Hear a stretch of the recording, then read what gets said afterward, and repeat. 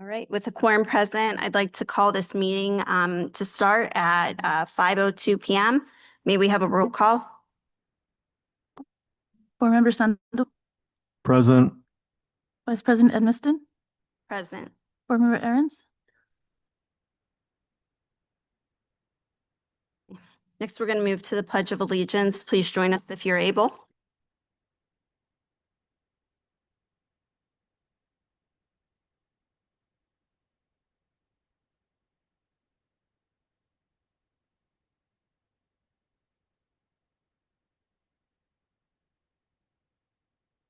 Okay, next we're going to move to the adoption of the agenda. Dr. Gonzalez, do you have any recommendations for the agenda this evening?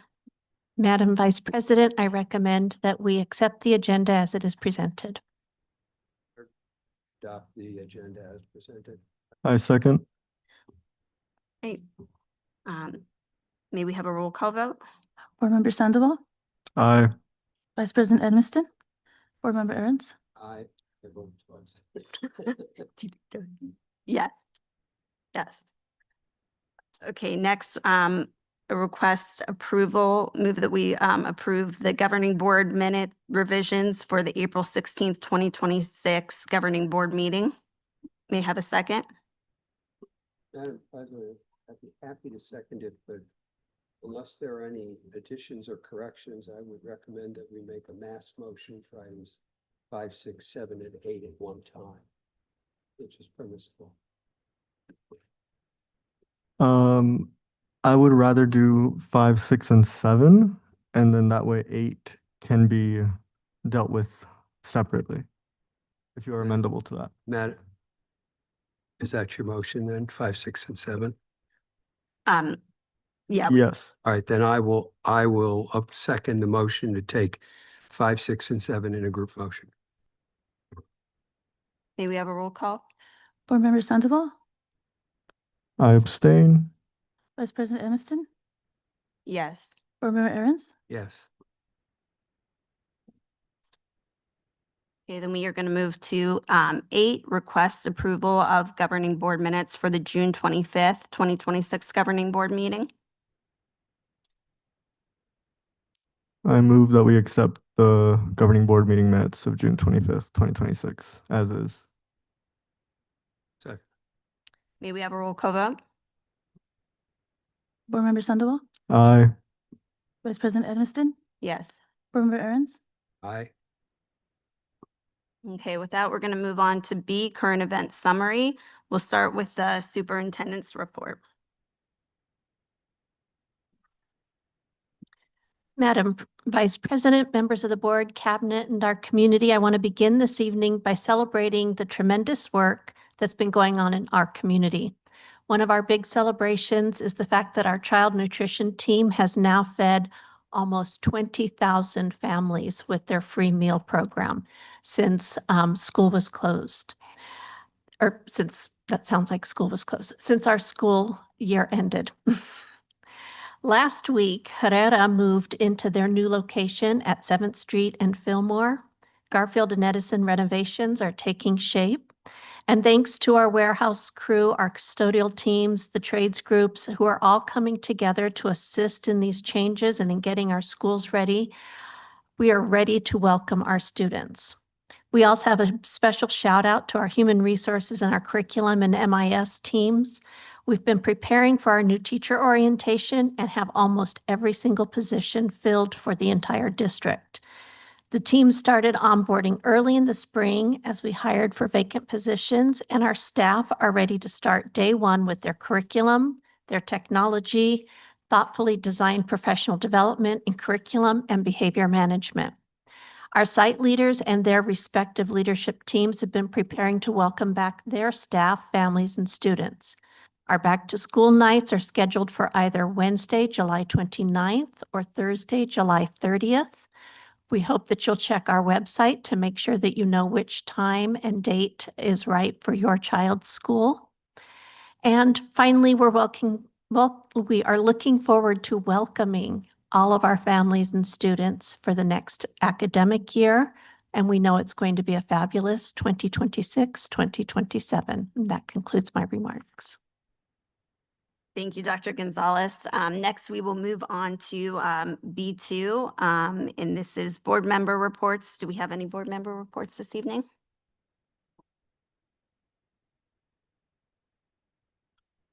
Okay. Then we are going to move on to C, public hearing. I call for a public hearing and presentation of the fiscal year 2026-2027 budget as presented. May I have a second? I'll second, but I'd like some discussion if it's all right, Madam President. Yeah. This is just for technical purposes, Mr. Whittle, because I've had some experiences in the past where I wound up having to go to the legislature and get special legislation passed in the Baus district a couple of years ago because they had inappropriately noticed and held the hearings and so on and so forth. So I just am asking you this just for the record. I don't think there's anything wrong, but just so the record is, in your opinion, has the appropriate call for public hearing and presentation been made according to law? Yes, absolutely. So in my opinion, the mandatory legal deadlines have been met for the proposed budget and the adopted budget. The public notices of holding that hearing, in my opinion, and according to the law, have been met by the district with public notices and postings and all that. And we did have our public hearing on this on June 25th. Yes, yes, it was posted on AD's website and it was also posted. And again, please don't take it personally. You No. didn't do anything wrong, but having experienced that before, it was the only time in my 56 years lobbying in the legislature that I had to get an emergency bill passed by February 28th, so a whole school district didn't close down. So that's why I ask it. Just want to make sure that it's on the record so we never have that trouble. Yes, absolutely. And when we come to the public postings, we want to make sure that we do have those postings. And one of the things that after my presentation was budgets have been uploaded and have been made available at the district office for inspection, which we actually had an individual come to my office yesterday, and we were able to pull out the documents and we reviewed them with that individual, whether it be a community member or a board member. It was readily available and we presented it at that time to that individual. So all items have been met. Thank you very much. Thank you, Madam Vice President. And may we have a roll call vote? Board Member Sandoval, Aye. Vice President Edmiston, Yes. Board Member Aaron's, Yes. Point of information, Madam Vice President. Is that mic on? Is the mic on? I don't Yes, know. it should be on. Okay, thank you. Yes, it's just shorter than you are. Sorry.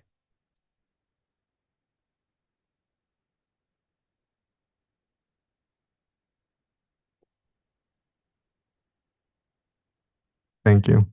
All right, sorry about that. Madam Vice President, members of the board, cabinet, thank you for allowing me to speak today on behalf of the fiscal year 2027 adopted budget. Nothing has changed from the proposed budget when we came to the board in June 25th, 2026. Nothing has changed. Again, state key budget factors. Want to present that to the board. You'll see as we go through, and I've told the board as we go through the year, I will have a different column that shows each budget that we're presenting to the board and to the public. So as you can see from the June 25th proposed budget, nothing has changed to the July 9th adopted budget. Now we have used the Auditor General's second phase budget documents that were released. These are the most up-to-date budget documents for us. If any other revision budget documents do come out, we will transfer the data onto in the December revision. So just want to let the board know that and the community know that. So we're still hovering around a $47.8 million general budget limit for M&O. Capital hasn't changed, about 6.3 million. Now I do want to mention, and I'm glad Board Member Aaron's brought this up, is there is some mandatory legal stuff that we have to maintain. And I wanted to bring that up. I kind of touched on it a little bit.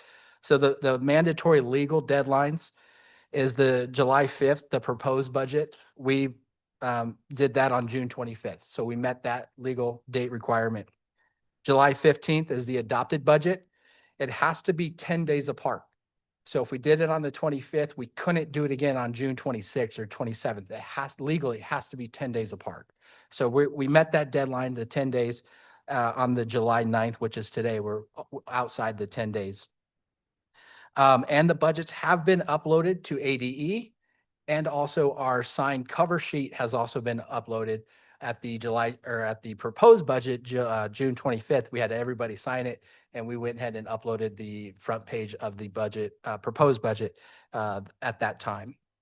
And then mandatory legal deadlines, July 18th, we have to upload the adopted budget to ADE. We're gonna have that uploaded by tonight. So we're gonna upload it tonight, and when we do upload it, it is timestamped, so we can come back and it shows when and what time, what date we did it. It used to be you had to take a screenshot, and you had to take a screenshot of your computer with the date on the lower right. We don't have to do that anymore because AD has updated their system to where it tells us what time and date it was uploaded. So that's a huge success. That's probably about 2 or 3 years since ADE has done that. Now, we talked about the public hearing notices. This is a good one. So the public notices, according to statute, is we have to hold a hearing, which we held a hearing in June 25th, and we're also holding a hearing here as well. Budgets have been uploaded and have been made available to ADE, and also available in the district office. So because, like, if a community member does not have access to the internet, they can come to the district office, and we have to present them with the actual budget, the proposed or the adopted budget. As we saw yesterday, we did have an individual who came into my office and without hesitation, here's the budget that that we're adopting and that we proposed. So we've met the criteria in my definition of that law. So I do want the board to understand, so with the adoption of the budget, what does the next couple months look like? So coming up, we just have to remember, we want to monitor the 10-day head count. So that's something the district will be monitoring. We will be monitoring the 40-day count. Typically, you'll hear this as like the October day, the October 1 count. And then in December, we'll look at a budget revision. Now we're monitoring our budget. These are all guesstimates, right? When we're adopting or proposing a budget and adopting a budget, we are guesstimating what is our number going to be at the 100th day? What's our number going to be at the 40th day? That's why we monitor this. And we will be notified before October 29th by the Arizona Department of Education if a budget revision is required. Typically, if you over guesstimate your ADM, your average daily membership, you're going to have to revise your budget. If you underestimate, then you can revise your budget up to the new amount, or to your enrollment amount. With this budget, I believe we will be revising up. I believe this was a very conservative budget, but it's just always a guesstimate. So want to let the board know that. And then once we do the December revision, we're also monitoring the 100-day count, which is typically right around middle of January 19th, January 20th is our 100th day. So with that, I'll take any questions the governing board might have. Point of inquiry. If we have questions on the substance of the budget, is it more appropriate for us as board members to ask those questions now or wait until the action item? I may address Yeah. that. Madam Vice President, my suggestion would be that without objection, you move item F1 to the next item so it can be taken right after this conversation goes. But I think you can have a conversation, since we're in a public hearing circumstance right now. We can discuss whatever anybody wants to discuss about that, including comments from the public. So Can we move F1 since we already adopted the agenda? yes, we can do anything we want by an appropriate motion. So with that, Madam Chair, I would move that we move item F1 to in between C2 and D1. Vice President Edmiston, I have just a comment. We do have an electronic comment relevant to the public hearing. Do you want me to read it? I'm sorry, is that relevant to, The public hearing. well, not to the motion I just made? Okay, The public hearing, that's what you'll do next. okay. Okay. I will second the motion that Board Member Aaron's has made. Okay, we have a roll call. Board Member Sandoval, Aye. Vice President Edmiston, Yes. Board Member Aaron's. Yes. So now we can discuss anything you want on the proposed budget, because it isn't an adopted budget until we vote on it, so.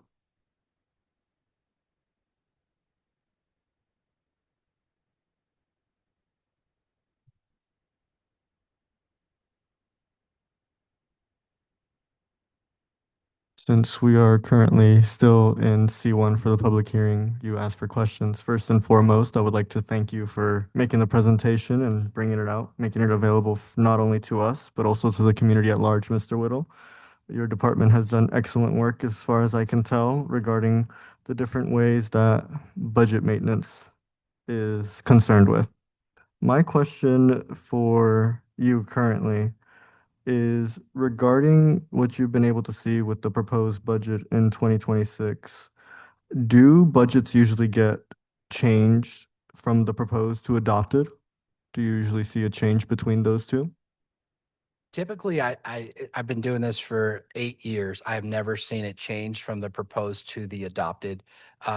With the Arizona legislators and the budget coming out at such a late time in the season, typically we want to get these done in June.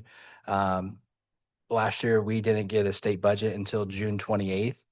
This year it was June 13th, and we have to have all of our documents done and to the board in a timely manner. So typically I don't see it. When we are taking those inflation rates, it's a mandatory 2% on our base level amount. There in the past 5 years, I've seen it where it went from 2 to 4%. And this was in like 2022, 2023. This was the 20 by 20. Part of that 20 by 20, that's where you would, it's a huge increase. So that's where you would want to make that change. We're not seeing much in the past couple of years. It's usually they're keeping it at the 2%. So really, if you see a huge number increase, the ADM or the enrollment, that's gonna jump your numbers up. So if you have a good baseline on your enrollment or your ADM projections, that's where, when I was talking about, we did a 500 student loss on this one. We were very conservative. I think we went a little bit. I'm hoping it comes in at like 200, which historically has. That's why I think we didn't need to change it on the budget documents, because we were conservative. Thank you, Mr. Whittle. Thank you, Madam Vice President.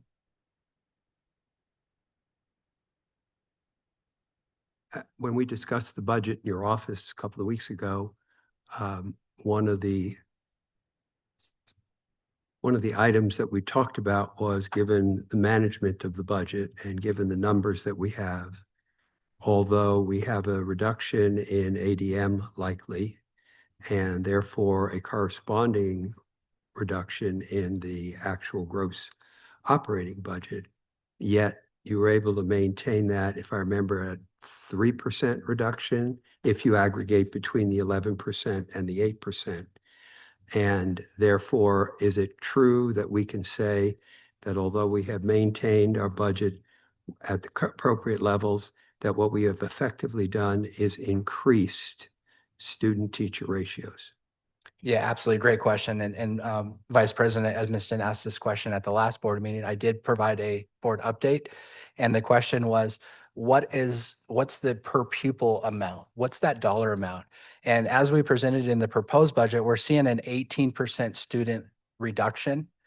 But in the instruction line, we're seeing only a 3% reduction. Then that's aggregate between our M&O account and our classroom site fund. So our classroom site fund, yes, we do see 11% decline, But in our classroom site fund instruction line, we're seeing an 8% increase. So you take the 11% decrease in M&O and the 8% increase in the classroom site fund, that's where we're getting the aggregate 3% decline in the classroom.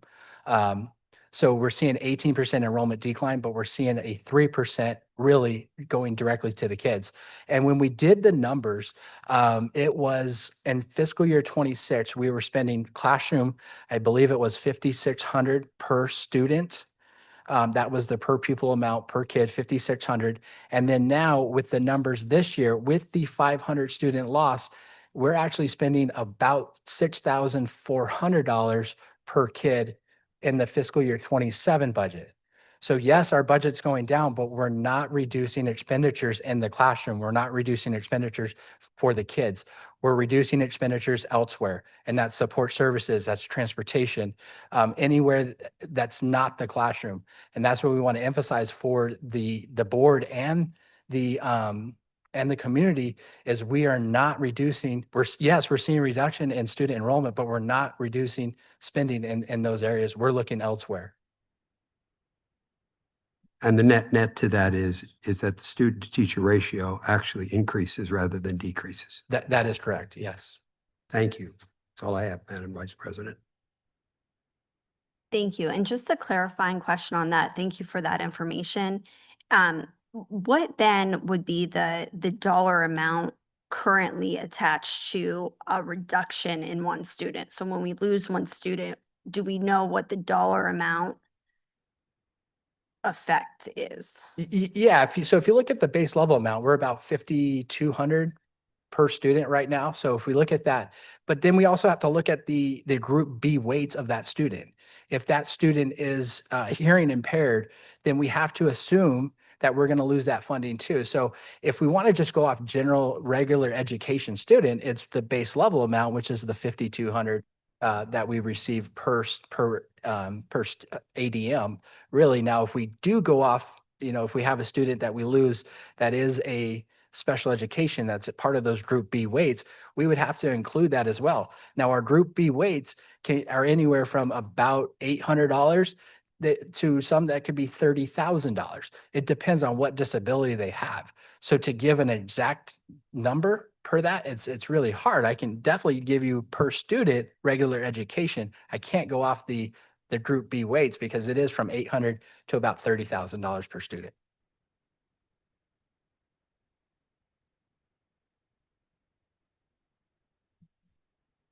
Okay, thank you.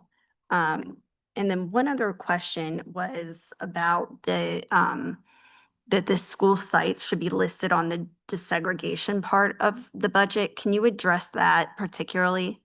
Yeah, absolutely. So we do a desegregation budget. It is, we do upload it to the state. That budget is uploaded to the state. It is not a requirement for to bring to the public or to bring to the board for an adoption. The overall M&O budget is, but the desegregation budget is not mandated to bring to the governing board for adoption. Only the adopted budget or the M&O, the main budget, not the desegregation budget. It's not mandated, but in the future, is it possible to basically present the information in a way so that it's more understandable by the school site? Yeah, absolutely. Absolutely. And when we do the AFR, so we do have to do an annual financial report by school site, and we do have to present a budget by school site, but it's not mandated that it comes to the board for any public hearing or public adoption, but it is on the Arizona Department of Education website. We do have to upload it. So it is made available. Thank you. Do we have any other board questions? Okay, I believe we have a public comment. This committee comments from Allison Gulick. Dear governing board members, as the governing board prepares to vote on the district upcoming budget, I recognize that this budget reflects many months of work and that state deadlines require its adoption at this time. While I understand the board must act on the current budget, I ask that you also consider how future budgets are developed. I respectfully request that the Phoenix Elementary School District establishes a community budget and bond committee to provide greater transparency, accountability, and meaningful public participation in the district's financial planning process. The district's budget and any future bond planning have a lasting impact on students, staff, taxpayers, and the entire community. Forming a committee composed of parents, educators, community members, and individuals with financial or facilities expertise would create a structured opportunity for collaboration before major financial decisions are finalized. Such a committee could review budget priorities, discuss long-term financial planning, evaluate capital needs, and provide community feedback before recommendations are presented to the governing board. This process would help increase public understanding of the district's financial challenges while building trust through greater openness and engagement. As you vote on this year's budget, I encourage you to commit to a more transparent and collaborative budgeting process for future years by placing the formation of a community budget and bond committee on a future board meeting agenda for discussion and consideration. Thank you for your service to our students, staff, and community, and for considering this request. Allison Gulick. Allison Gulick.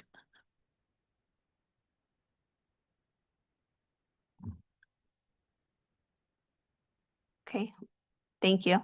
With that, I move that we resume to regular. I think you should ask. if there's Oh. a testimony in the audience. Yeah, thank you. Does anybody in the audience have a comment to make specifically about the budget? Okay, with that, I move that we resume to the regular session. May I have a second? I second. Board May we Member have a roll? Sandoval? Board Member Sandoval? Aye. Vice President Edmiston? Yes. Board Member Aaron's? Okay, and then we are moving to F, and I move that we approve the proposed FY 26-27 budget as the adopted budget. May I have a second? Second. May we have a roll call vote? Board Member Sandoval? Aye. Vice President Edmiston? Yes. Board Member Aaron's? Yes. Okay, and with that, we will move to community communications. Did we have any other online? Okay, can we start with the online? The first community comments from Marnie Burrows. Dear member of the governing board, I'm unable to attend the board meeting in person, but I wanted to take the opportunity to share my comment in writing. My name is Marnie Burrows, and I serve as the K-4 math instructional coach at Capital Elementary. I believe it's important that those of us who have the privilege of working alongside exceptional leaders speak just as readily in support as others do in criticism. In my role, I have the privilege of working closely with Ms. Botts, and I have witnessed firsthand the integrity, compassion, courage, and unwavering commitment she brings to serving students, staff, and families. She's thoughtful, approachable, and willing to make difficult decisions because leadership often requires doing that, what is right rather than what is easy. One of the greatest responsibilities of a school leader is upholding the policies this board has adopted. Those policies exist to ensure fairness, accountability, and consistency. Policies only have value if they are applied consistently. We cannot expect our administrators to courageously uphold board policy if they cannot trust that they will be supported when they do. When consistency gives way to exception, accountability becomes uncertain, and confidence in the system begins to erode. The leaders we ask to make difficult decisions on behalf of students deserve to know that when they faithfully carry out the responsibilities entrusted to them, they will be supported, not undermined. As educators, we teach our students that integrity means doing the right thing even when it is difficult. We teach them that accountability matters and that respectful disagreement is both possible and necessary. I believe those same expectations should guide all of us who serve public education. Healthy debate is an essential part of a good governance. It should be conducted in a manner that reflects the professionalism, dignity, and mutual respect we expect throughout our schools. Our principals and district leaders deserve to be treated with that same professionalism and respect, even when they are differing opinions. Ms. Botts has earned my trust and my respect, not because every decision she makes is easy, but because every decision is guided by what she believes is best for students and by the responsibility entrusted to her as a school leader.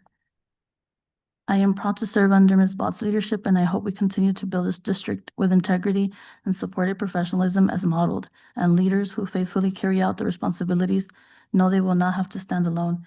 Thank you for your time and your service to our district. Respectfully, Marnie Burrows. The second community comment is from Anaida Santiago. Good evening. My name is Anaida Santiago, and I am a first grade teacher at Capital. I'm writing in with concerns from the last governing board meeting.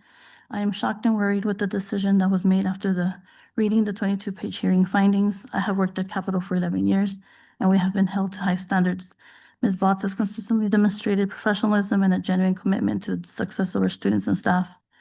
Ms. Botts has always been available to listen to any of my concerns and work collaboratively to find solutions that benefit the entire community. In challenging situations, Ms. Botts remains calm, fair, and focused on doing what is best for students while also considering the needs and well-being of her staff. She also advocates for her teachers to ensure they have the resources and support necessary to succeed. Ms. Botts has made a positive impact to our school and community. As a teacher at Capital, I feel valued, supported, and empowered to provide the best education to my students because of our leadership. Thank you for your time and consideration. Anaida Santiago. Okay, thank you. Next, we will move to in-person community communications. I think we can start with Nicole Freed.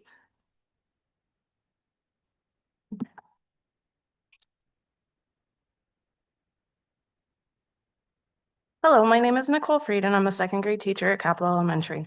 I'm here with concerns from the last board meeting. I read the 22-page findings and decision. I'm wondering, did every board member read it fully? I'm appalled that the decision was upheld by three of you. Wasn't upheld by three of you. At Capital, the teachers are held to a high standard, mentored, given support, and this independence in the classroom. The independence that we can do whatever we want? No. Mrs. Botts and Ms. Goding trust us as professionals and support our work as long as it is in the best interest of the student. The findings from that hearing showed that sound decisions were not being made in a specific classroom, and admin tried their best to fix that situation. I've worked at Capital Elementary for 8 years. Mrs. Botts has been the IEIS or principal there my whole tenure. I come from a law enforcement background and I have a stern, firm voice. My first year, Mrs. Botts made the suggestion that I use a softer tone when redirecting students. She said, when we address students, sometimes we say, friend, we need to make better decisions. I said, I can't say that, but I will work on my tone. I was humble and realized I'm no longer working with adults. I'm working with small children who need gentle reminders and a friendly voice. When Mrs. Botts made the suggestion, she did so in a respectful way. She didn't condescend. She just gave me a coaching note and I ran with it. Mrs. Botts and Ms. Goding often give coaching recommendations. It is never done to make you feel bad. It is done to make you a better educator. Sometimes you might not like what they say, but it is said with the best of intentions. In January, Mrs. Botts came to a difficult parent conference I was conducting. She sat through the whole meeting, then asked me to stop in her office after. She asked me how I felt, and when I said I feel like garbage, she said, what will you do tomorrow? What more can you do for this student? I went home angry and I cried. Then I reflected on what she said. She didn't say I wasn't doing enough. She was encouraging me to carry on. On that Monday, I welcomed that student in my class saying, I'm so glad you're here today. I kept fighting for them, and with the help of admin and district, we got that student into a more stable environment. I fought and I changed my mindset about the situation because of Mrs. Botts and Ms. Goding. I had their support every step of the way because, again, I was humble and I asked for help. Thank you. Thank you. We have one more, Sergio Gouveia.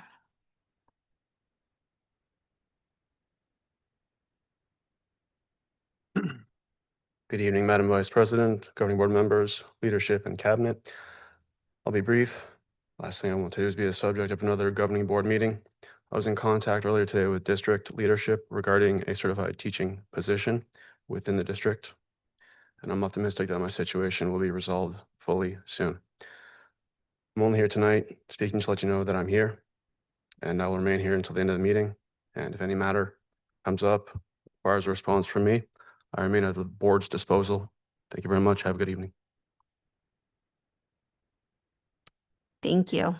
And next we are going to move to E, consent agenda, and I move that we approve the consent agenda. May I have a second? I'll second.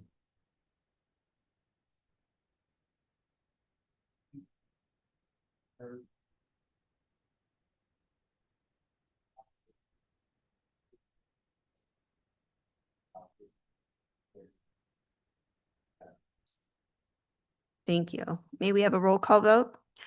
Board Member Sandoval, Aye. Vice President Edmiston, Yes. Board Member Aaron's,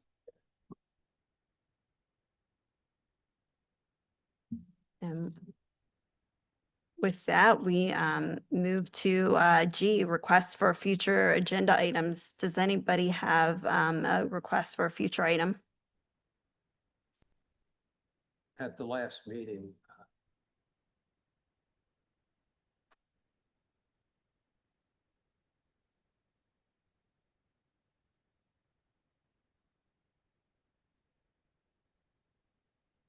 made the suggestion that we might want to create our own strategic plan. I feel uncomfortable without a paradigm by which the administration of the district can do whatever metrics they feel is appropriate that we would obviously have some input into. So I don't know how to word it.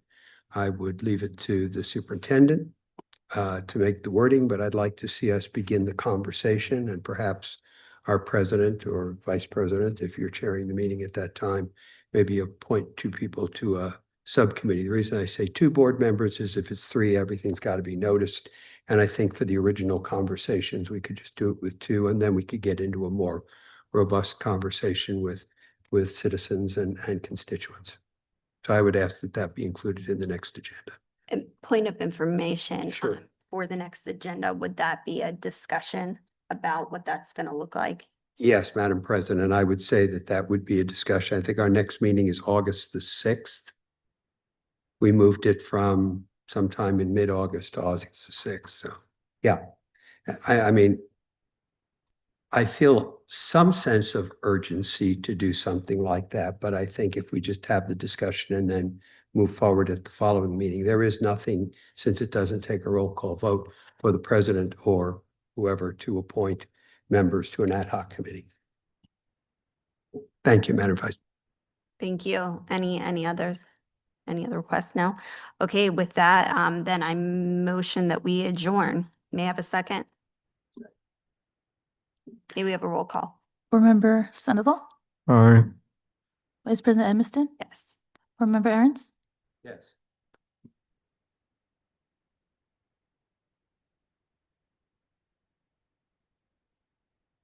We are adjourned.